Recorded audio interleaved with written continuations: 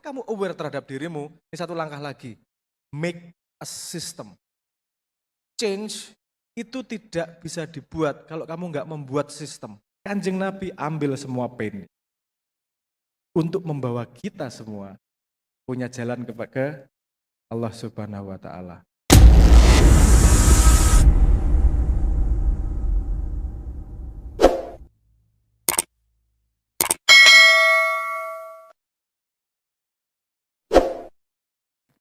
Bismillahirrahmanirrahim. Assalamualaikum warahmatullahi wabarakatuh. Assalamualaikum warahmatullahi wabarakatuh. Matur nuwun sudah hadir di sini semua. Saya matur nuwun terutama untuk teman-teman mahasiswa. Karena seumuran gini nih biasanya masih merasa on top of the world. Nggak butuh life coach aku. Nggak butuh dengerin, GPT semua bisa jawab, Google semua bisa jawab, ngapain aku dengerin kamu. Biasanya umur-umur segini sampai nanti umur sekitar 25 tahunan, nanti juga akan merasakan itu yang namanya disebut sebagai valley of despair. Kalau dari grafnya, kalau saya ngomong bebas ya mahasiswa dan megang GPT kok. Dari gambarnya Dunning-Kruger itu, ketidaktahuan menghasilkan kesombongan. Sampai Anda tahu bahwa Anda tidak tahu, baru Anda merasa mau belajar. Saya harap yang di sini adalah orang-orang yang mau belajar, mahasiswanya sepertinya juga ada beberapa memperhatikan dengan baik, dengan sungguh-sungguh. Yang Anda merasa tidak membutuhkan life coach, tutup telinga, mainan Mobile Legend monggo. Kalau yang membutuhkan kita ngobrol, mari kita ngobrol bersama. Mohon maaf, saya kuliah ambil 3 sebenarnya, tapi hanya 2 yang saya ambil gelarnya. Satunya nggak ambil gelar karena keburu pengen pulang. Jadi matematika, fisika, dan psikologi. Itu jadi ketika saya ngomong ini tadi teorinya jelas, saya paham teorinya dengan jelas. Oke, saya kembali tadi, kenapa kita perlu meneladani dari Kanjeng Nabi. Oke, paling gampang dia junjungan kita, itu jawaban dogmatis. Sepertinya anak-anak Gen Z nggak akan mau jawaban dogmatis, mereka akan mau jawaban mekanik dan jawaban logik. Logiknya sederhana. Kenapa? Pertama, ada beberapa logik yang mendasari kenapa kita perlu belajar dari Kanjeng Nabi Muhammad. Oke. Pertama, ini yang paling di permukaan dulu, nanti yang di bawahnya, sebabnya yang bisa kita pelajari apa nanti sesi berikutnya. Pertama kita akan menjawab kenapa kita harus belajar dari Kanjeng Nabi. Pertama, karena kita harus sadar limitasi manusia. Kamu itu cuma mengalami satu hidup yang namanya diri. Satu hidup yang namanya diri itu tidak cukup untuk bisa mengalami yang namanya dunia. Sehingga kamu perlu bertanya sama Bapak agar kamu ikut mengalami hidupnya Bapak. Perlu belajar dari tetangga, mengalami hidupnya tetangga. Membaca buku, belajar memahami hidupnya yang penulisnya buku, pengalamannya seperti apa. Sehingga satu hidup itu seperti mengalami beberapa hidup. Karena limitasi manusia itu cuma punya satu hidup, satu perspektif. Dan itu sangat terbatas, makanya penting belajar dari orang. Pertanyaannya kemudian adalah, kenapa harus Kanjeng Nabi? Ini. Kemudian kenapa harus Kanjeng Nabi? Kita ngomong bukan dari dogmatis dulu, kita ngomong dari logiknya aja. Kalau Anda melihat statistik Islam, salah satu buku yang mungkin Anda belum lahir, saya lupa judulnya, tapi keluarnya sekitar tahun 1980, tahun 1990-an, ngurut orang paling berpengaruh di dunia siapa? Nomor 1 adalah Nabi Muhammad. Dan itu yang membuat buku bukan orang Islam. Dia nulis berdasarkan statistik, berdasarkan dihitung impact-nya beneran. Bagaimana Islam masuk, bukan hanya urusan agama, menghasilkan keingintahuan tentang sains, menghasilkan keingintahuan tentang dunia, membuat metodologi cara berpikir dan seterusnya, sehingga satu manusia ini punya impact ke umat manusia miliaran segitu besarnya. Kalau kita objektif sedikit, pasti something right. Ada sesuatu yang benar loh dari hidup beliau. Karena dia pengaruhnya untuk miliaran manusia di muka bumi. Sementara junjungan kita, sementara politisi favoritmu sekalipun, itu berpengaruh untuk ribuan orang belum tentu. Atau idolamu siapalah, Blackpink sekalipun dia belum membuktikan dirinya bahwa dia bisa mempengaruhi jutaan manusia. Bahkan sekarang kalau nggak salah Blackpink kalah pengaruhnya sama si Luffy. Saya sebagai manusia mungkin tidak bisa menyamai Nabi, tapi boleh punya sebagai manusia mungkin tidak bisa menyamai Nabi, tapi boleh punya horizon, boleh punya mimpi, punya tujuan, belajar banyak dengan apa yang dilakukan oleh Nabi. Bukan hanya mengikuti apa yang dilakukan, tapi bertanya, why? Kenapa Nabi melakukan ini? Kenapa Nabi melakukan ini? Kalau ngomong ekstrim-ekstrim, saya pernah lebih ekstrim. Iki Maulid Nabi rapopo yo, saya ngomong ekstrim. Nah, ekstrim sedikit. Saya pernah suatu waktu mencoba tidak mempercayai agama. Kenapa? Karena tidak percaya bahwa agama yang saya percaya saya. Jangan-jangan cuma diajari orang tua, jangan-jangan cuma pengaruh lingkungan. Maka saya harus mengambil langkah ke belakang untuk meyakinkan apakah informasi agama ini benar atau tidak. Saya harus punya pilihan sendiri. Waktu itu cukup lama, sekitar 2 tahun saya mencari, kemudian kalau ramenya di YouTube saya disebut ateis, padahal enggak juga. Itu sebutannya sebagai soft agnostic. Apa kalau ada kategorinya itu sebenarnya, soft agnostic. Terus kemudian sampai suatu saat belajar tentang Nabi juga. Kenapa gini, why, kenapa keputusannya sampai sebuah titik. Mungkin ini preview sendiri sedikit ya. Sampai sebuah titik ketika saya tidak paham keputusan beliau di perjanjian Hudaibiyah. Itu dari strateginya Sun Tzu nggak masuk, strateginya Five Rings nggak masuk, saya strateginya manapun yang saya pahami tentang strategi perang dan strategi diplomasi nggak masuk akal keputusan itu. Dan baru 2 tahun kemudian ketahuan bahwa keputusan itu keputusan yang benar. Disinilah saya kemudian punya bukti empiris.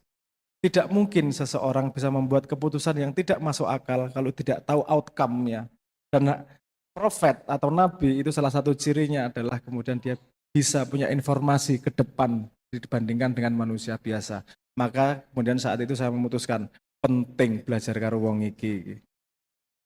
Sebelum beliau menjadi nabi sudah jadi al-amin nih. Sebelum beliau mempengaruhi begitu jutaan orang, beliau sudah punya impact besar di Mekah. Oke, ini patut dipelajari, lebih patut daripada Einstein. Einstein perlu saya pelajari urusan fisikanya, tapi nggak perlu saya pelajari urusan kawin karo sopo. Tapi kalau Nabi Muhammad, semua keputusan hidupnya harus saya pelajari. Kenapa? Karena beliau bisa mempengaruhi, bisa punya impact pada miliaran orang terhadap semua perilakunya. Bahkan sebelum berangkat perang muter, pohon aja ada yang ngikutin.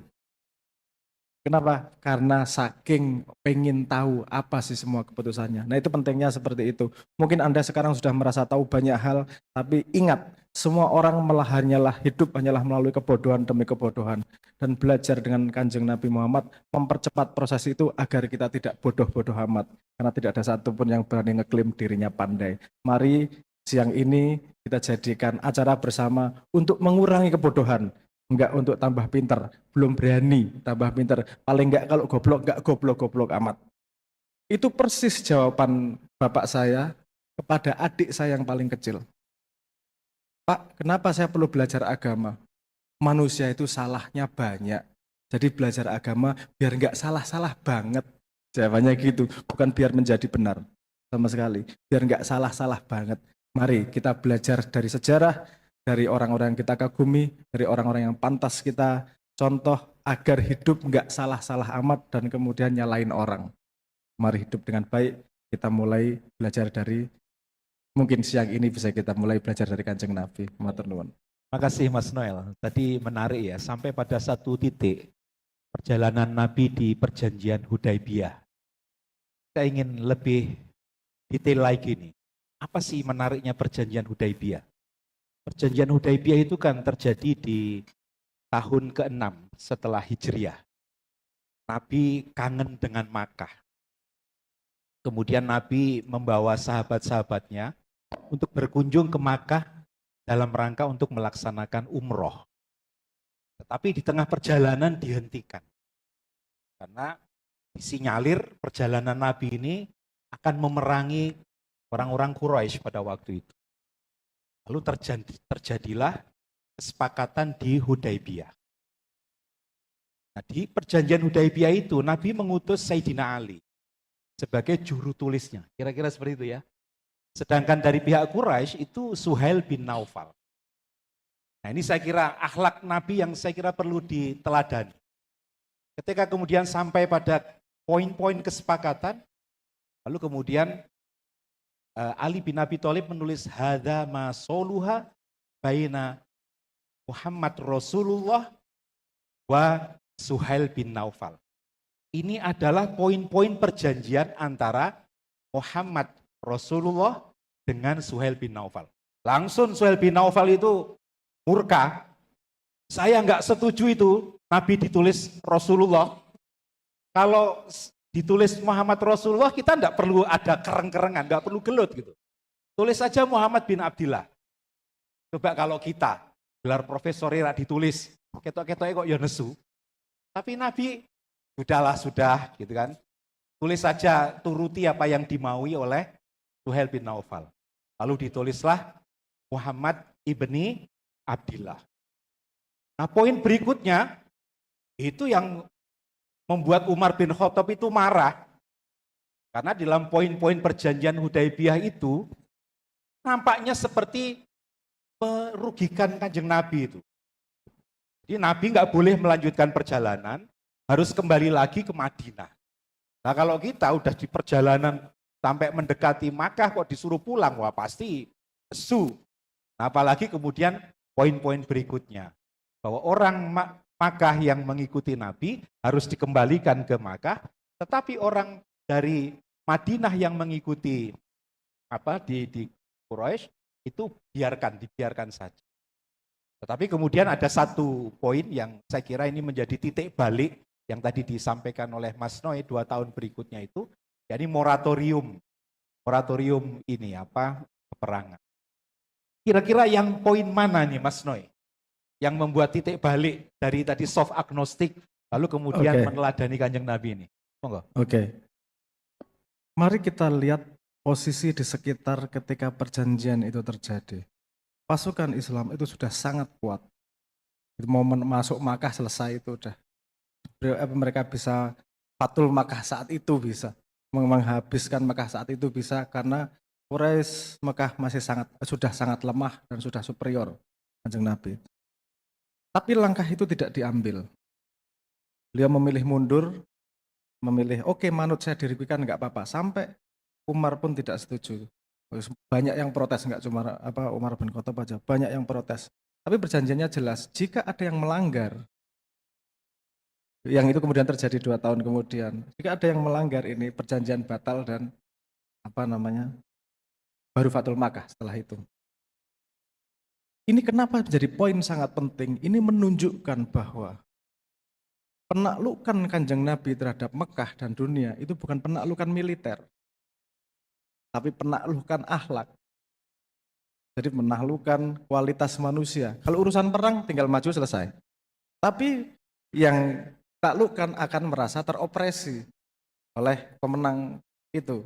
Tapi ketika yang melanggar orang Mekah sendiri, mereka tahu bahwa saya tidak beradab. Saya yang melanggar perjanjian. Tapi untuk terjadi itu gambling. Gimana bisa tahu bahwa mereka akan melanggar suatu hari? Bisa 2 tahun, bisa 5 tahun, bisa 10 tahun, bisa 30 tahun, bahkan bisa tidak melanggar dan tidak bisa kembali ke Mekah. Itu risk yang tidak masuk akal. Kecuali beliau paham betul bahwa kemenangan total lewat akhlak itu sudah dijanjikan sama Tuhan. Kalau tidak, nggak ada kepastian sama sekali. Kalau 2 tahun itu, perampokan itu tidak terjadi, penggarongan di jalan itu tidak terjadi, itu nggak akan ada hak masuk Mekah itu sampai selamanya itu. Entah kapan itu. Satu momen kecil itu justru kemenangan Islam terbesar menurut saya adalah titik poin itu. Karena Islam menangnya bukan menang militer, jangan salah. Bukan menang kuat-kuatan atau hebat-hebatan. Kemenangan membuktikan bahwa akhlaknya lebih baik. Dan ketika masuk Mekah, itu adalah kemenangan akhlak dan kemenangan militer total. Dan tidak menghasilkan bom waktu di dalam Mekah sendiri. Itu yang saya tangkap. Ini poin yang sangat-sangat tipis untuk di analisis. Kalau jenengan tadi ngomong, kalau Kanjeng Nabi di sini sekarang, kita ngapain? Saya nggak yakin kita semua ikut Kanjeng Nabi. Nggak yakin. Karena kita ngelihat sejarah, kita gampang ngelihat siapa yang baik sama siapa yang buruk. Saya yakinnya, mayoritas Indonesia akan ikut Abu Jahal, Abu Lahab. Kenapa? Karena mereka yang kaya, mereka yang berkuasa. Ngapain ikut Kanjeng Nabi? Kalau ngelihat sejarah gampang, oh yang baik Kanjeng Nabi. Tapi ketika dalam peperangan, ketika dalam situasi sebenarnya, susah kita menjaga yang baik mana yang benar. Wong coblosan aja kalah sama 50.000 kok, 100.000 kok mau ikut Kanjeng Nabi. Kanjeng Nabi turun sekarang, nggak yakin semua ikut Kanjeng Nabi. Butuh kejernihan untuk berpikir, butuh keteguhan dalam hati untuk beneran ikut Kanjeng Nabi. Saat itu ya. Makanya sekarang lah kita sudah sangat dimudahkan. Wes kari bondelan kelambine Kanjeng Nabi, wes ngetutke, contohnya sudah ada, tinggal ngikutin, ada manualnya namanya Quran, ada akalnya, ada sejarahnya, ada referensi dari Kanjeng Nabi, tinggal melakukan. Kalau tidak mau, 100% itu salah. Enak banget itu posisinya. Maaf, saya agak melebar. Tadi Hudaybiyah gitu, analisisnya. Penaklukannya adalah penaklukan moral. Mungkin saya menghubungkan dengan teman-teman Gen Z. Karena ini sering salah dilihat oleh hampir semua, mayoritas pemimpin, petinggi, bahkan anak muda. Baru kemarin malam saya ditanyain sama teman-teman Gen Z, gimana caranya saya biar pinter, cepat, tanpa harus belajar banyak. Saya bisa, dalam tanda petik, saya bisa ngasih tips-tips. Tapi ada kesalahan yang lebih fundamental di situ, yang perlu kita pelajari. Juga ngambil pelajaran dari perjanjian Hudaybiyah ini. Gini, pada setiap apapun yang kita tuju, termasuk yang kita lakukan, termasuk kalian kuliah itu, Anda harus pastikan apa wasilahnya, apa goyahnya, apa tujuannya, apa perjalanannya. Kuliah ini tujuan atau perjalanan sih? Perjalanan untuk tujuan apa? Ijazah. Oh, ijazah itu tujuan. Ijazah juga jalan untuk mendapat pekerjaan. Oke, berarti pekerjaan tujuan. Enggak juga, ini perjalanan untuk menghidupi keluarga. Oh, menghidupi keluarga tujuan. Bukan juga apa? Kemudian. Nah, lihat nih. Artinya, misalnya contohnya salahnya gini. Kalau ada bupati tiba-tiba sombong, DPR tiba-tiba sombong, itu karena dia merasa menjadi DPR adalah tujuannya. Dia sudah mencapai tujuan. Padahal itu adalah jalan untuk bermanfaat. Kan gitu. Enggak masalah. Apa memanfaatkan itu kan ada jalan untuk sesuatu, jalan untuk sesuatu. Setiap jalan, ini teman-teman Gen Z harus paham ini. Setiap jalan yang bukan tujuan itu pasti menanggung pain, mengandung sakit pasti. Sakit itu, pain itu, susah itu bahasa universal di dunia manusia. Pertanyaannya kapan kamu mau ngambil painnya? Kamu malas kuliah, pain-nya susah cari kerja. Kamu ngambil pain ketika kuliah, lebih gampang cari kerja. Paham maksud saya ya? Pain. Semua perjalanan itu pasti painful. Pasti, mohon maaf saya ngomong. Kita lihat belajar dari Kanjeng Nabi. Kehidupan Kanjeng Nabi apakah menyenangkan? Kalau dari ukuran sekarang, makan bisa 3 hari nggak makan.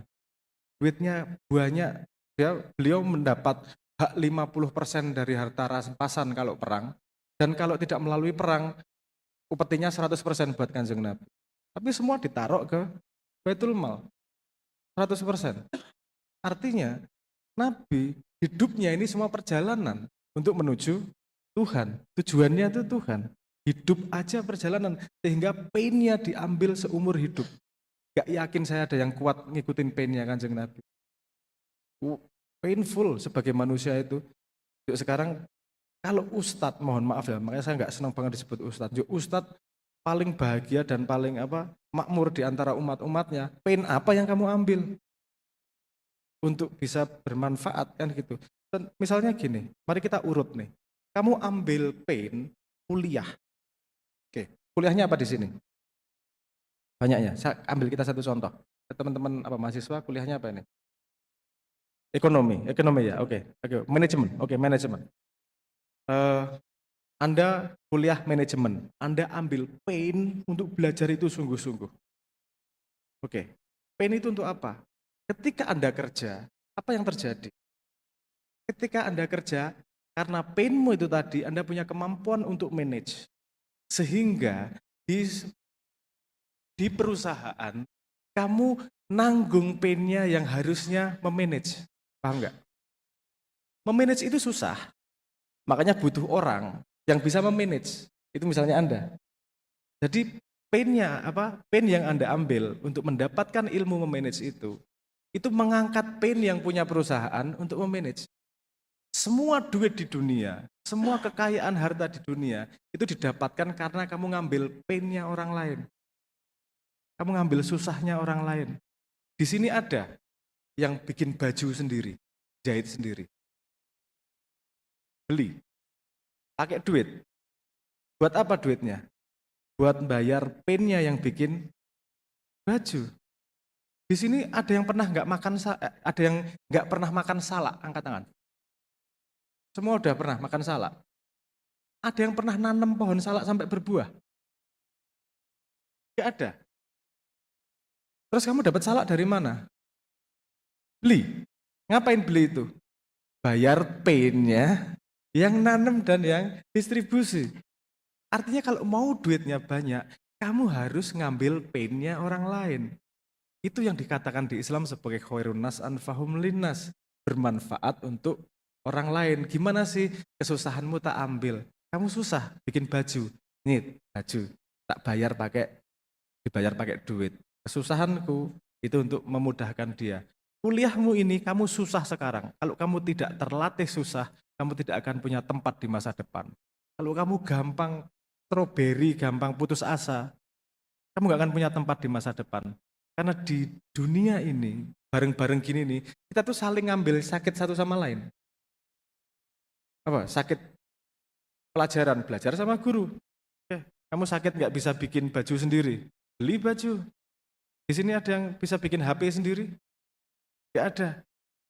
Wajar nggak kalau beli HP pakai duit? Wajar, karena kita ngambil pennya dia. Yang membuat kemudian mahasiswa tidak merasa perlu demo sama DPR, karena pertanyaan dasar itu, pen apa yang dia ambil DPR untuk bisa dapat kayak gitu? Kalau semua kenikmatan kamu tidak mengambil pen apapun kok. Itu, yaitu basis dari perasaan keadilan. Kanjeng Nabi ambil semua pen untuk membawa kita semua punya jalan ke Allah Subhanahu wa Ta'ala. Total loh. Bahkan Kanjeng Nabi pernah ditawari 2 gunung emas dan menolak, milih jadi nabi yang miskin. Kenapa? Ambil painnya demi umatnya. Nek kowe ora nangis karo Kanjeng Nabi durung paham kowe Kanjeng Nabi. Masya Allah. Aku coba suwe ngomong Kanjeng Nabi, mesti nangis. Mesti. Jadi artinya perlu kita pelajari betul bahwa betapa banyak pain yang diambil oleh Kanjeng Nabi itu hanya agar kita punya sedikit ngintip masa depan, ngintip Tuhan itu seperti apa. Dan kita tidak bisa membayar Kanjeng Nabi uang.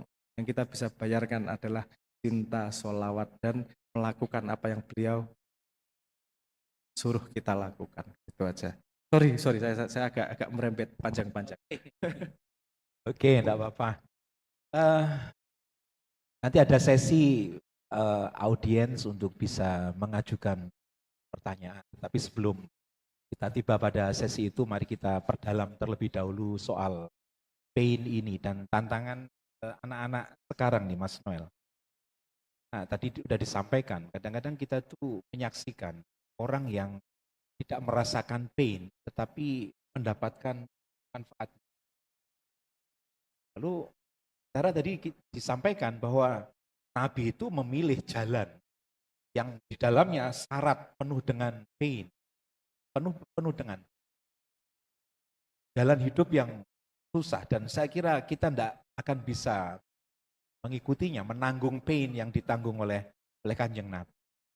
Nah sekarang gimana nih anak-anak kita untuk bisa memproteksi contoh-contoh buruk ya, orang-orang yang tidak menanggung pain, tetapi menjadi jalan menjadi jalan pintas, yang kemudian kadang-kadang problemnya itu seolah-olah menjadi satu hal yang diterima sebagai yang benar. Ini serunya Tuhan itu. Semua pain ini dasarnya love. Semua pain dasarnya love. Gimana tuh ceritanya? Selalu. Semua pain itu dasarnya love. Ya. Pain yang kamu ambil itu sama dengan love yang kamu pilih. Sama dengan.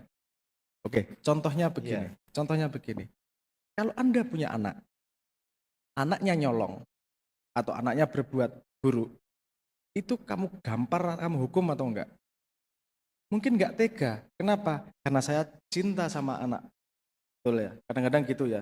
Enggak saya hukum, cinta saya sama anak. Tapi orang tuanya tidak mencintai masa depan. Anaknya akan menjadi anak yang buruk di masa depan. Hukuman hari ini adalah mencintai anak untuk masa depan.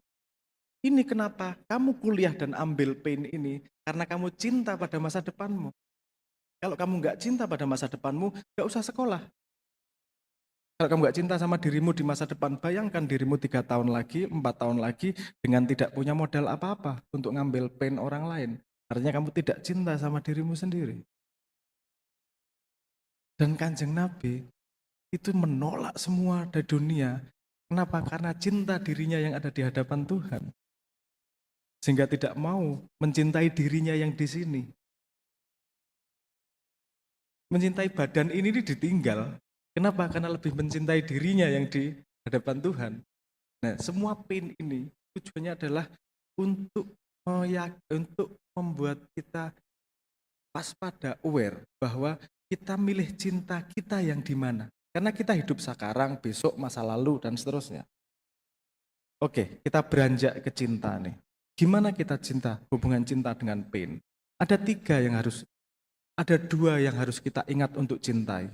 Hidup hari ini, sekarang ini hanyalah transformasi, momen transformasi dari kita yang dulu menjadi kita yang masa depan. Satu momen transformasi setiap saat. Bagaimana mencintai masa lalu, diri kita masa lalu, pastikan semua pengalamannya tidak sia-sia. Artinya semua pelajaran buruk, semua tangisan, semua kemarahan, semua kebahagiaan itu diambil ilmunya. Sebutnya mengambil hikmah itu tadi. Manusia sudah dikasih modal. Kalau kejadiannya buruk dicari hikmahnya. Tapi kalau kejadiannya baik lupa nyari hikmah biasanya. Oke, itu artinya mencintai masa lalu. Perjalananku tidak sia-sia karena modali untuk masa depan. Tapi saat ini saya harus ngambil apa? Seberapa jauh yang kamu cintai ke depan? Kalau orang mencintai dirinya setelah mati, pasti nggak berani ngelakuin dosa dan dia dengan tak ambil painnya. Ada duit untuk bisa tak colong korupsi, nggak tak ambil painnya itu. Karena aku mencintai diriku di hadapan Tuhan. Nah, kenapa saya mau susah-susah nih, belajar susah? Karena saya mencintai diriku ketika menjadi bapak dari seorang anak agar bisa menghidupinya. Jadi kalau kamu mencintaimu dirimu hari ini, perhatikan, apakah kamu melupakan dirimu di masa depan? Itu aja. Kamu malas belajar, ngapain saya di pressure guru? Saya kasih, ini penelitian sains. Jadi ada orang yang membuat statistik. Gini, orang yang sukses itu punya kebiasaan apa sih? Menurut jenengan apa? Lucu banget soalnya. 85% orang yang sukses itu kecilnya punya kebiasaan bersihin rumah. Dipaksa sama ibunya, dipaksa sama orang tuanya untuk bersihin rumah. Dari kecil dia biasa bertanggung jawab, biasa melakukan apa yang harus dilakukan, bukan apa yang ingin dilakukan. Beda loh, apa yang harus dilakukan sama yang ingin dilakukan. Dari kecil dia sudah terlatih dirinya untuk melakukan, aku nggak senang tapi kudu ngelakoni, tak lakoni. Disiplin, punya tanggung jawab, bersedia menanggung ketika dia berbuat salah. Ini gedenya sukses. 85% orang yang dianggap paling sukses, itu kecilnya punya kebiasaan itu. Orang tuanya mungkin kejam, ono pembantu kok kon ngersi anaknya. Hei, aku ngongkon itu bukan untuk menyiksa anakku, tapi mencintai masa depan anak. Sehingga bisa menjadi terlatih untuk punya tanggung jawab dan punya kebiasaan. Teman-teman Gen Z, kalau Anda tidak mengalami pressure, Anda tidak mencintai dirimu di masa depan. Pressure dirimu. Dan saya ikut bersempati dengan anak muda sekarang. Kenapa? Karena sangat mudah untuk keluar dari pressure. Anda bingung sedikit buka TikTok udah ketawa-ketawa lagi. Bingung lagi buka gosip kanan kiri masih ketawa lagi. Kamu tidak punya kesempatan untuk dipaksa berhadapan dengan dirimu sendiri. Itu tidak enak sama sekali, memang. Tapi kalau kamu tidak paham dirimu sendiri, diem tanpa HP, hadapi dirimu sendiri. Painful. Tapi tanpa langkah itu, kamu tidak akan bisa menumbuhkan diri. Kamu akan susah mengetahui dirimu sebenarnya seperti apa. Itu yang membuat Gen Z, yang membuat generasi strawberry, enggak semua, membuat generasi strawberry itu menjadi gampang pecah, gampang melenyet. Tapi banyak juga yang punya kesadaran itu. Saya kebetulan di Jogja juga punya beberapa anak didik Gen Z juga. Dan mereka sederhana, saya kasih pressure, saya challenge, saya kasih pressure. Kalau kamu mau di sini, saya kasih pressure. Bukan aku menyiksamu, aku mencintai masa depanmu sehingga kamu harus punya pain sekarang. So, Anda sudah kuliah, tapi painnya belum kamu ambil. Saat ini kuliahmu, painnya masih orang tuamu. Karena yang bayari painnya orang tuamu. Untuk menyamai painnya orang tuamu, ambil pressure-nya. Gimana? Kuliah yang benar, belajar yang benar, berorganisasi, bersaing, pressure dirimu sendiri, bikin self-rule. Kalau Anda anime contoh paling sip bikin self-rule itu muridnya Might Guy, si siapa? Rock Lee. Ya, Rock Lee itu jago paling bikin self-rule nih. Udah bikin self-rule untuk ambil pain. Kenapa sengaja ambil pain? Love your future. Kenapa? Contoh Kanjeng Nabi, seumur hidupnya gak pernah buka puasa loh. Pain semua yang diambil, kesusahan, gak enak loh jadi Kanjeng Nabi, tenan. Mohon maaf ya sebagai manusia. Saya ngerokok gak ada implikasinya. Kanjeng Nabi ngerokok jadi sunah. Jutaan manusia. Saya pipis di pinggir jalan, cari pohon nguyuh gak masalah. Kanjeng Nabi, ya Allah itu jadi sunah miliar pemeluk agama Islam. Lihat, pain. Dia harus menahan diri seperti apa ketika dia menjadi panutan banyak orang. Terus kalau ada DPR ngomongin rakyat jelata ke orang lain, itu beneran gak pantas menjadi pemimpin. Karena dia gak mau ambil pain. Jaga mulutmu, jaga sikapmu, itu pain yang paling kecil untuk cintamu kepada negara. Jadi kalau mereka ngomong cinta sama negara, sama bangsa, bullshit. Gak berani ngomong bullshit. Entah mulutnya boleh ngomong gitu, tapi gestur dan perilakunya sama sekali tidak menunjukkan. Karena orang yang cinta negara pasti akan cinta bangsa. Tidak hanya membela pemerintah. Paham ya bedanya ya? Bangsa melahirkan negara, negara melahirkan pemerintah. Ini semua dihidupi oleh rakyatnya yang bersedia ngambil painnya orang lain. Kalau di Indonesia namanya gotong royong. Yuk bareng-bareng painnya diambil bareng-bareng, diangkut bersama. Karena ketika painnya diangkut bersama, semua cuma dapat kecil-kecil painnya dan manfaatnya bisa dimakan bersama. Konsep luar biasa dari Indonesia yang juga sudah diomongin sama Kanjeng Nabi. Apa sih inti dari gotong royong? Khairunas dan baum linas. Betapa, wallahi, saya sudah belajar banyak sejauh-jauhnya yang bisa saya dapatkan. Saya belum lulus SMP, saya sudah baca buku ribuan, mohon maaf. Bukan saya pinter, itu tools, itu pain yang saya ambil memang. Waktu itu nggak sengaja sih, karena dipaksa sih. Dipikirimin buku terus, makanya saya yang baca buku. Banyak yang saya sudah selesai Bhagavad Gita dan segala macam sebelum lulus SD itu, Mahabharata, Ramayana, Weda dan seterusnya. Bahkan Primbon ada Betal Jemur ada makna juga saya baca semua itu. Untuk ngeramal-ngeramal. Kenapa? Karena saya cuma pengen tahu gimana sih dunia, perspektif dari banyak orang itu seperti apa. Dan kesimpulan dari itu semua, ini tadi yang kita omongin. Kamu nggak bisa escape pain. Kamu choose pain untuk cintai dirimu di masa depan.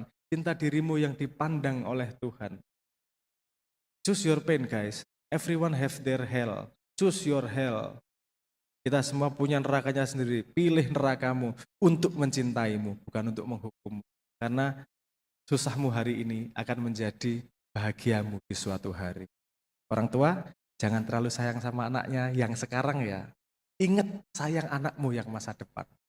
Gen Z ini juga bukan murni salahmu. Ini masalah juga salahnya orang tuamu. Orang tuamu terlalu sayang sama kamu sekarang, tapi lupa kamu yang masa depan. Coba tanyain pendidikannya, polanya kayak gitu. Kelihatan dari boomer ke apa namanya,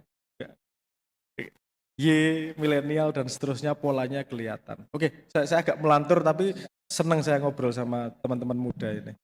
Baik, ini sebelum masuk ke sesi berikutnya, karena topiknya ini berkaitan dengan digital. Saya akan memberikan kesempatan kepada audiens untuk memberikan pertanyaan atau tanggapan, tapi nggak boleh panjang-panjang karena waktu kita pendek. Ada yang ingin memberikan apa? Pertanyaan boleh silakan. Saya kira tadi yang disampaikan Mas Noel itu penting, bahwa kita menjalani hidup dengan pain karena dasarnya adalah cinta. Tapi tadi saya kira terlalu sempit, karena cintanya masih cinta untuk diri kita di masa yang akan datang. Padahal Nabi itu cintanya bukan untuk dirinya, tapi untuk umatnya. Sampai-sampai menjelang meninggal dunia Kanjeng Nabi itu yang dipikirkan ya karena rasa cintanya kepada umatnya. Kanjeng Nabi itu umati. Saya kira kalau kita masih jauh, nanti kita bisa bahas mengenai hal ini ya. Umati. Ada mikrofonnya, tidak boleh panjang-panjang.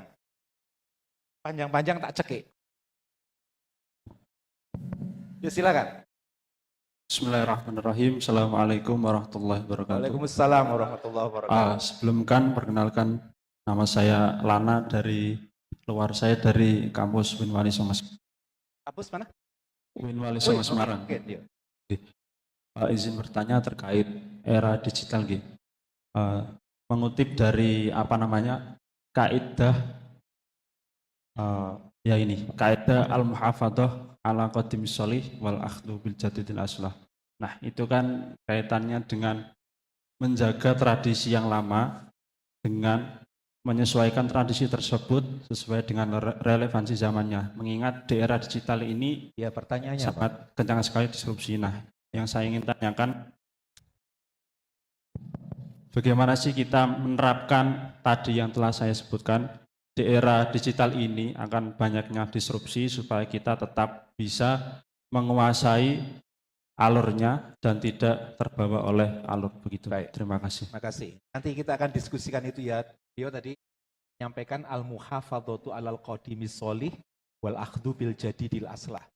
Menjaga nilai-nilai lama yang baik, tetapi pada saat yang sama mengadopsi hal-hal baru yang lebih baik. Kita mau bicara mengenai hal itu. Tapi tadi gimana Mas Noy? Soal cintanya Kanjeng Nabi itu untuk umatnya. Kalau tadi Mas Noy kan menjalani hidup dengan susah hari ini karena kita mencintai diri kita di masa yang akan datang. Okay. Sorry, ini agak tidak mau masuk rotok angel gitu. Monggo nguping ya, karena pertanyaannya sudah masuk ke situ. Ini tentu memudahkan kalau kita ngomong kita dan Kanjeng Nabi adalah dua pihak yang berbeda, Nabi kita dicintai sama Nabi dan seterusnya. Pertanyaan saya begini, Anda pernah mendeklarasikan cinta kepada kaki Anda enggak?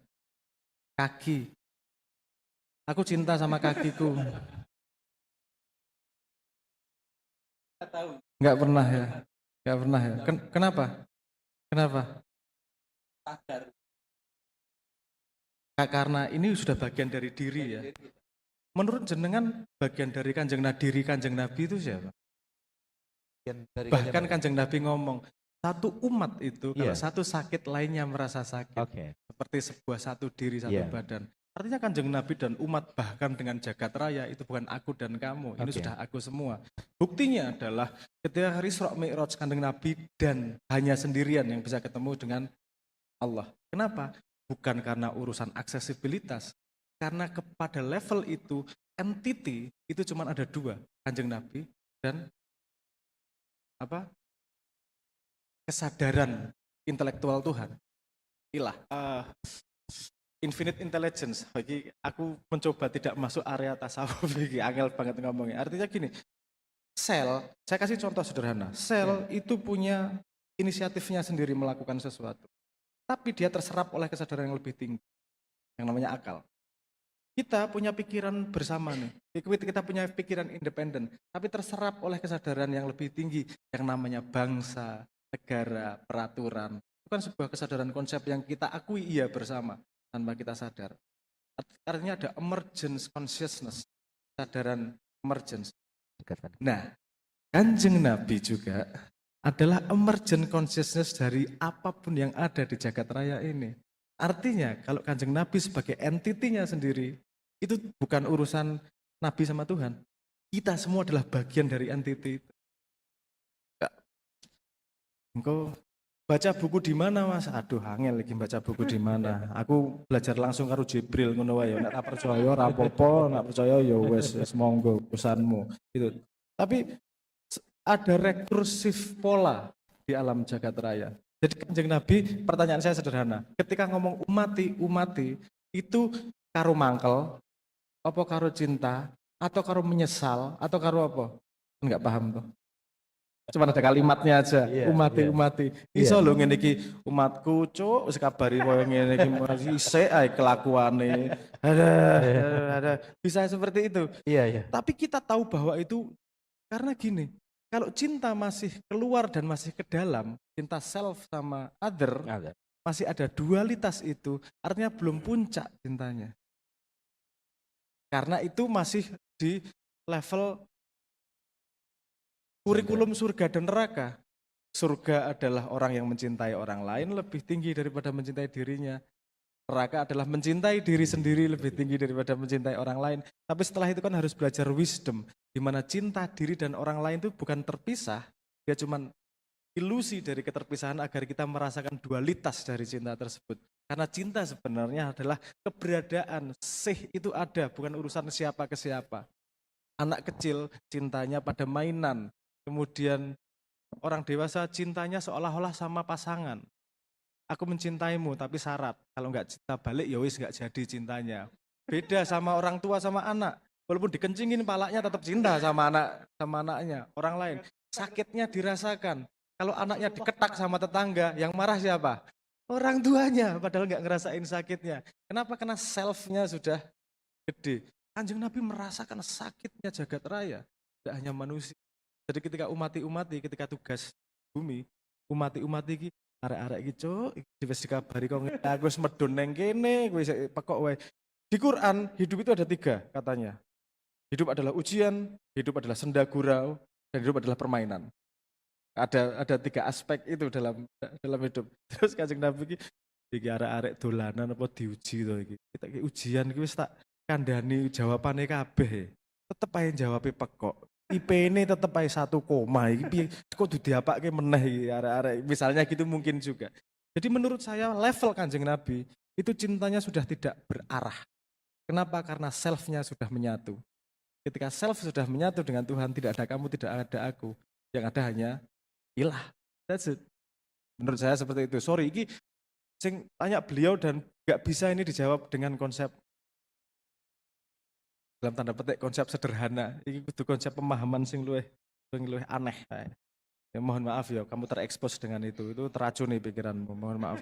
Tadi bagaimana kita menjaga tradisi? Ingat kata kuncinya nilai, bukan ekspresi.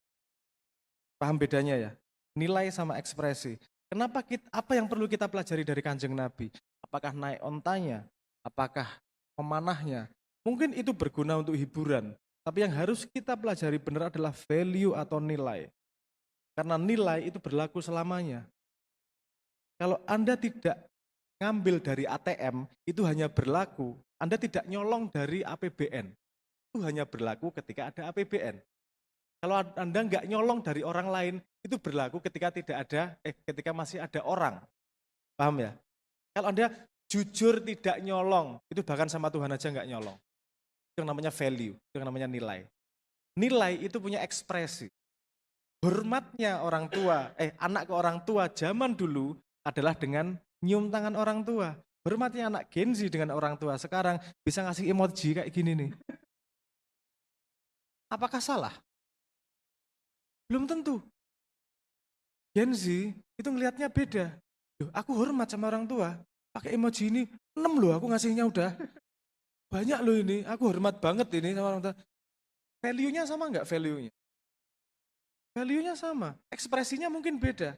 Orang tua yang tidak terlatih dan tidak siap dengan ekspresi anak muda. Anak muda yang mungkin kurang ngelegani wong tuane.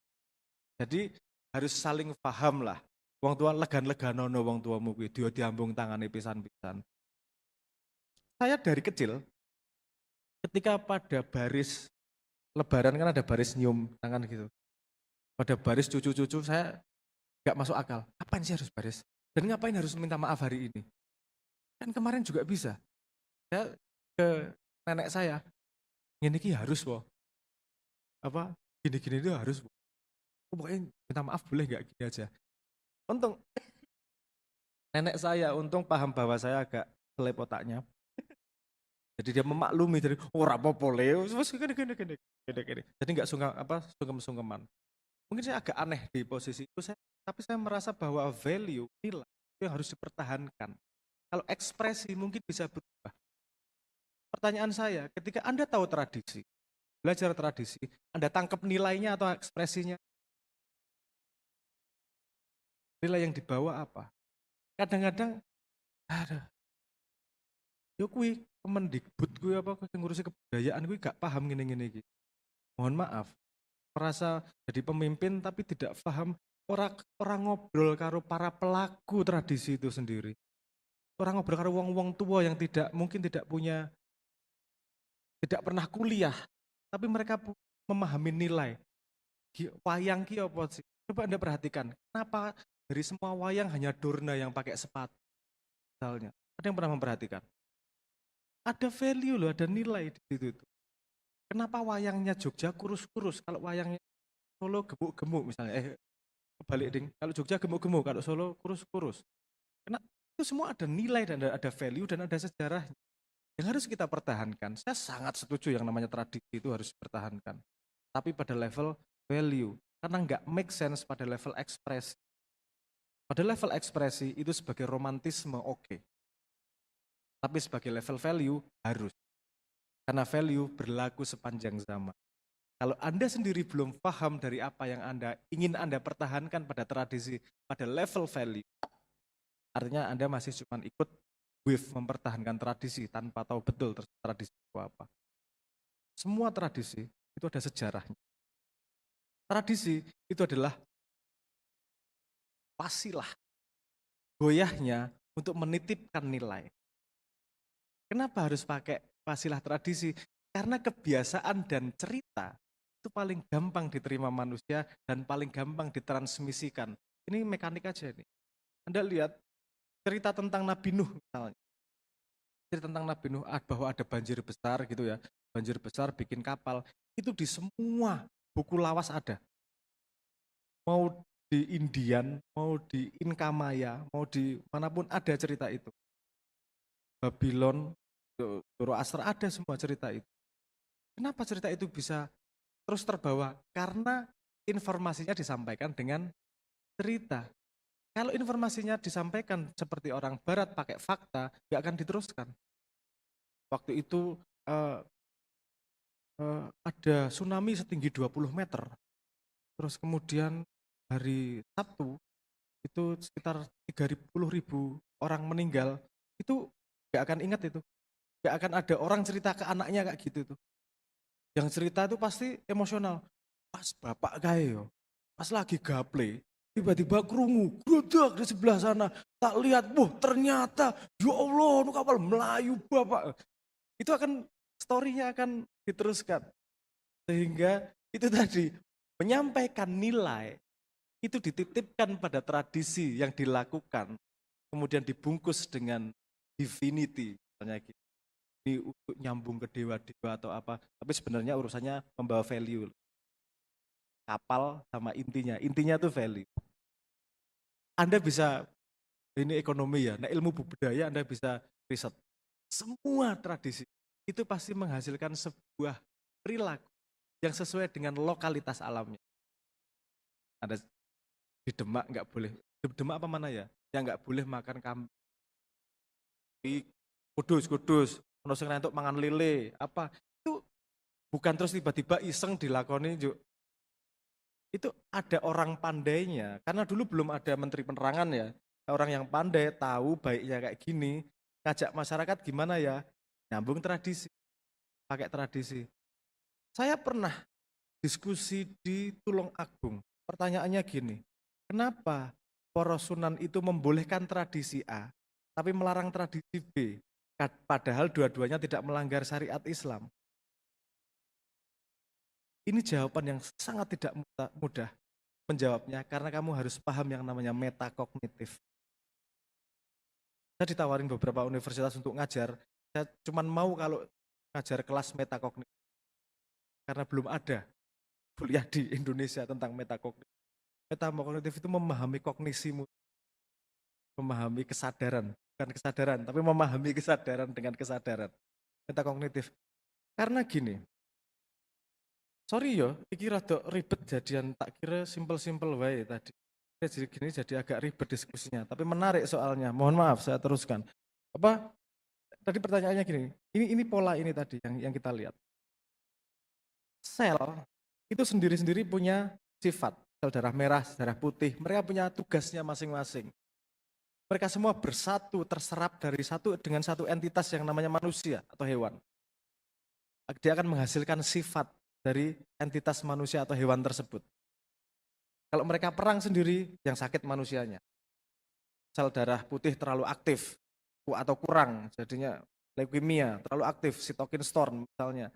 Itu agak nggak balance sedikit, dia sakit sendiri. Tapi dia independen, semua terserap sama kesadaran yang lebih tinggi.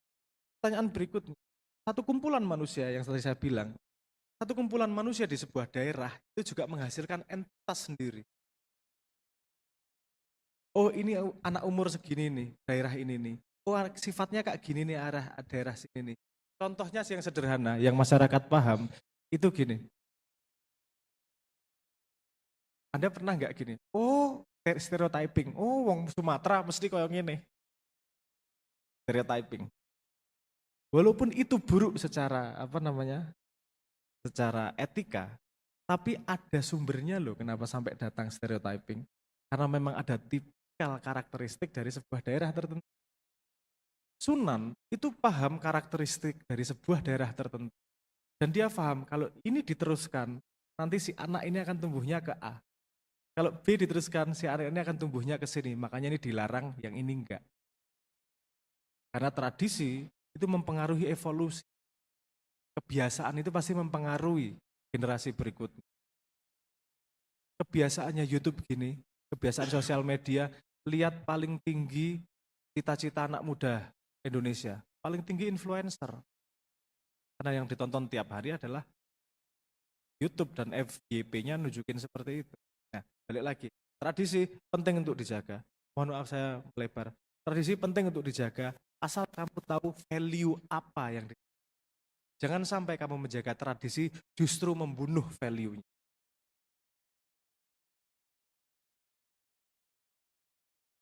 Sebuah contoh, batik itu ada strukturnya. Batik itu diciptakan di pesantren. Tapi ketika pesantren, pemahaman saya gini sejarahnya. Dulu ada namanya asram. Asram ketika kita masih Hindu Buddha, di tempat kumpul orang belajar. Kemudian ketika Islam masuk itu menjadi pesantren. Pesantren tempat riset, seni, budaya, ngaji, pelajaran agama. Ketika ini bergeser menjadi full pelajaran agama, riset teknologinya ditinggal. Sehingga batik diambil sama Raja Jogja pertama. Kayak Ageng Hanyokrokusumo. Itu diambil kemudian didedei sama keraton, jaga sama keraton. Penciptanya itu daerah Jember apa mana lupa saya. Ada pesantren di situ. Yang sampai sekarang masih ada dokumentasinya. Mereka yang pertama bikin batik tersebut dengan malam dan seterusnya. Nah, batik ini sebenarnya doa. Sehingga tidak semua boleh dipakai sembarangan. Bukan diskriminatif. Karena kita tahu value-nya. Ekspresi doa itu bisa pakai mulut dengan cara ngomong, bisa pakai tangan dengan cara bekerja, bisa pakai telinga dengan mendengarkan yang baik, doa cara bermacam-macam. Dan ini adalah ekspresi doa dengan geometri. Gimana ya gambar doanya? Kalau Anda mau lihat doa dengan geometri, Platonic Solid, Trismegistus, itu beberapa pelajaran tentang bagaimana berdoa dengan geometri. Kalau Israel ngambil 36 misalnya, pakai Platonic Solid, 3 kan gambar 3 dibalik, tetrahedron jadi. Kalau Islam ngambil 48, kubus, Ka'bah, dengan berapa sudutnya dan seterusnya. Anda belajar tentang Platonic Solid aja, kuncinya di situ. Itu salah satu bagaimana kodifikasi berdoa pada Tuhan pakai geometri. Itu yang dilakukan dengan batik. Sehingga batik nggak sembarangan dipakai, karena doanya bisa salah. Doalah jadi orang doa agar dikuatkan jadi manusia yang tahan lapar misalnya. Dinggo wong kere. Lagi ora sak dongani wis lapar kan gitu. Doa menjadi orang berwibawa. Jadi ada tempatnya yang tepat. Artinya saya cuma ngomong gini, tujuan Anda sangat baik dan saya setuju. Yang namanya budaya, yang namanya tadi tradisi. Tahu bedanya tradisi sama budaya enggak ya? Beda soalnya. Tradisi itu kebiasaan yang diturunkan secara vertikal. Kamu tahu dari orang tuamu dari mbahmu, itu namanya tradisi. Budaya itu kebiasaan kebiasaan yang bergerak secara horizontal. Ketika temanmu pakai WA, kamu pakai WA, temanmu pakai TikTok, kamu pakai TikTok, itu budaya namanya. Kamu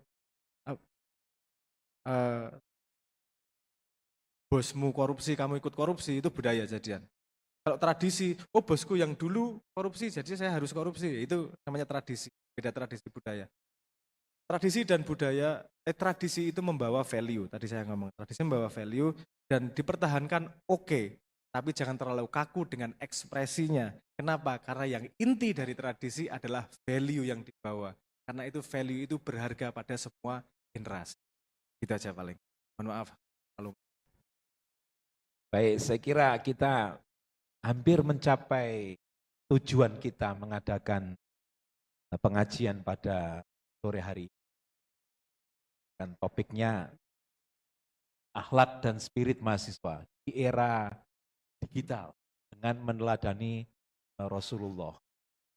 Dipantik dari pertanyaan teman dari UIN tadi, kita tuh akan terus bergerak ke depan. Ya, peradaban akan terus berkembang. Akan melahirkan ya nilai-nilai. Mungkin juga ekspresi-ekspresi. Tapi kalau kita mau meneladani Rasulullah, karena kita mengimani bahwa Rasulullah itu nabi sepanjang zaman, maka yang diambil adalah nilai-nilainya. Ekspresi boleh berganti, tetapi nilai-nilainya yang ini harus terus kita teladani dari Kanjeng Nabi Muhammad SAW. Katanya kita hanya sampai jam 3.45 begitu. Tidak panjenengan, kalau memang masih berlanjut tidak apa-apa, saya dari panitia tadi beritahu 3.45. Nah ini makmum ya, kalau tamu tuh kayak mayit, dibawa ya ke sana, di sini ya manut aja. Gimana Mas Aris? Sepertinya semakin menarik soalnya nih diskusinya, tapi oleh panitia saya, Pak sampai 3.45 seperti. Ya ini namanya, oleh hudud atau nek ra oleh ya. Monggo-monggo, satu pertanyaan, dua pertanyaan lagi, monggo-monggo. Iya. Kita udah hampir sampai kan, tujuan kita mengadakan pengajian kan sesuai dengan topiknya. Kata kuncinya adalah tadi kita sudah sampai. Yang pertama adalah pain. Pain itu dasarnya adalah love. Itulah teladan dari Kanjeng Nabi Muhammad SAW. Kemudian yang kedua, kalau kita bicara ya, kehidupan kita, yang tentu konteks sosial, ekonomi dan tradisinya ya berbeda dengan pada masa Rasulullah. Bagaimana cara kita meneladaninya? Kan? Jangan sembrono kamu pikirkan Kanjeng Nabi kemudian mainkan TikTok seperti itu. Kalau tadi dibayangkan bagaimana kira-kira kalau Kanjeng Nabi hadir di zaman kita gitu kan. Kalau tadi orang itu kan sering gaya, Nek aku urip ning zamane Kanjeng Nabi wis mesti seneng banget gayane pol. Iso iman wis alhamdulillah.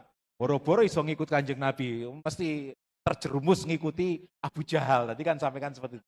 Nah sekarang pertanyaannya kan dibalik itu. Bagaimana kalau Kanjeng Nabi ada di zaman sekarang, di zaman digital? Ojo sembrono kalian tuh. Sembrono membayangkan Kanjeng Nabi kemudian jadi influencer menggunakan TikTok, nggak seperti itu. Tentu saja ini semua adalah apa yang sudah ditakdirkan oleh Allah. Nah kita hidup ini kan terus bergerak. Maka tadi kata kuncinya adalah nilai-nilai. Kira-kira gitu Mas Noya. Masih ada lagi nggak yang ingin bertanya? Satu lagi ya Mas Noya. Satu lagi Mas Noya. Syaratnya tidak lebih dari 1 menit. Oh ya, langsung saja sebelumnya pengen mengucapkan terima kasih atas kesempatan bertanya kali ini. Mengenai era digital yang saat ini kita lampaui, yang saat ini kita jalani, sebenarnya ada satu pertanyaan yang tadi terkait perkataan yang Mas Abrang sampaikan, bahwasanya generasi saat ini tukar atau mungkin sangat mudah menjadi generasi stroberi karena dia tidak mampu bertahan atas pressure yang dia miliki. Dia punya pressure yang seharusnya itu membuat dia menjadi mencintai masa depannya, namun kemudian ketika dia melihat sebuah video anak kecil kecemplung di got ketawa, kemudian dia akan lupa seperti itu. Karena era digital saat ini mudah kita akses gitu. Nah, pertanyaannya adalah bagaimana kita menghadapi hal tersebut. Terima kasih. Baik, makasih. Silakan Mas Noya. Menghadapi tersebut gimana ki gampang, susahnya ki gelem nglakoni pora. Nah, gimana? Karena semua orang, hampir semua orang Indonesia itu seneng mengubah tapi nggak mau berubah. Lu angel banget. Kan berubah wangel tapi kan mengubah ngasih demo-demo. Kan berubah apa gini? Untuk menghadapi itu, ini akhlak dan seterusnya ini kuncinya paling gampang ya yang saya simplifikasi tentu saja. Tapi jadi entry point yang mudah. Itu adalah yang disebut sebagai situational awareness. Setiap saat kamu paham situasimu. Kamu sebagai bapak, sebagai anak, sebagai apa, sehingga berperilaku tepat pada situasi tersebut. Nanti lama-lama lebar, aku sebagai umatnya Kanjeng Nabi, aku sebagai hambanya Allah, lama-lama ke situ nanti. Tapi kuncinya itu aja.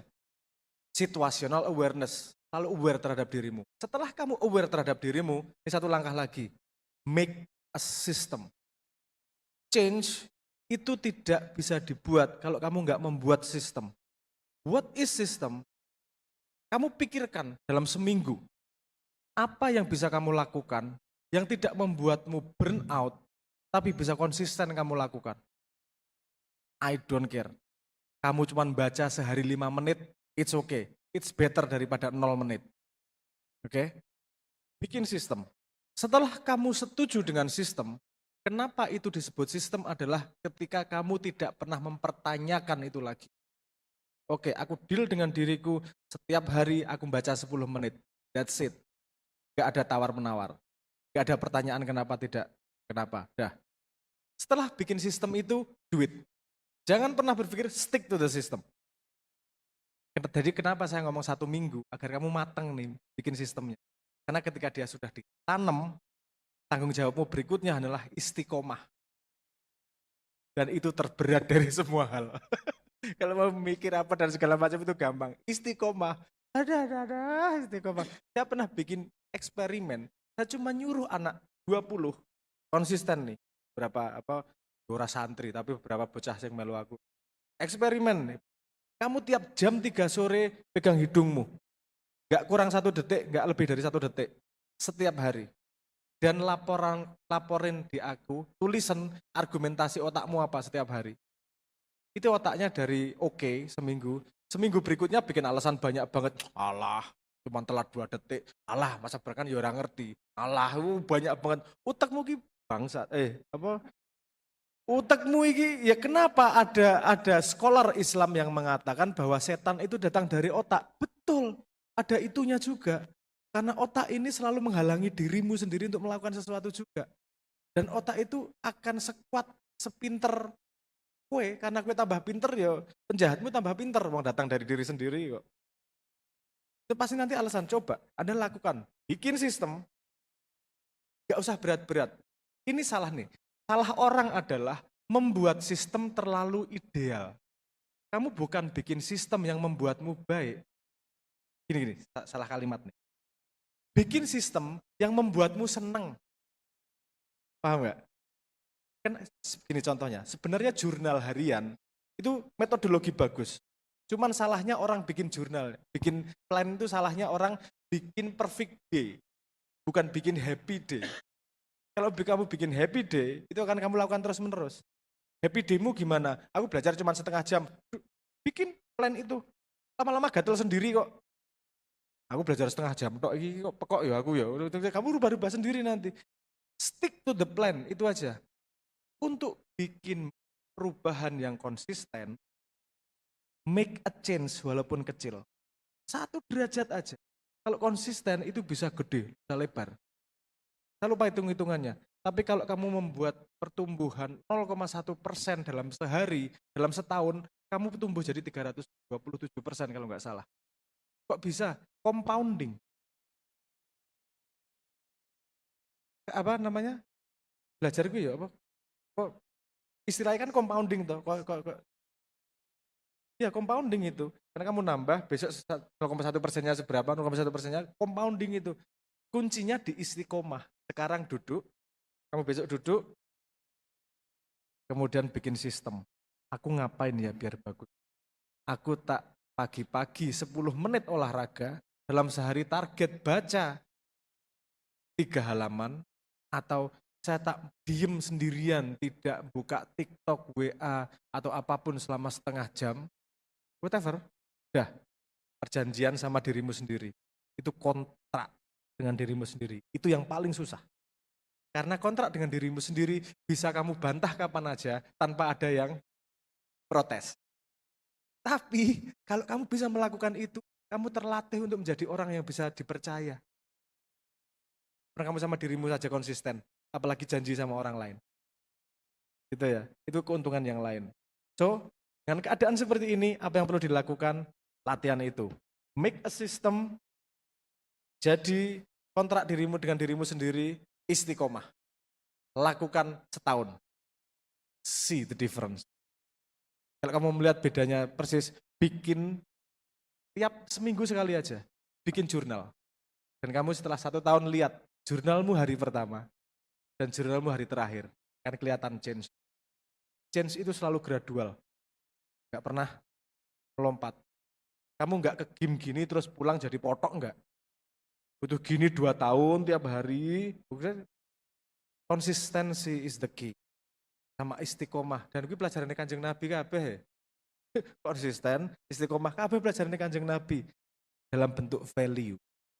Ekspresinya mari kita pakai untuk ekspresi modern, menghadapi digital, menghadapi apapun. Karena kuncinya sudah disediakan Kanjeng Nabi. Ekspresinya kamu butuh kreatif, butuh akal yang sudah disediakan sama Tuhan.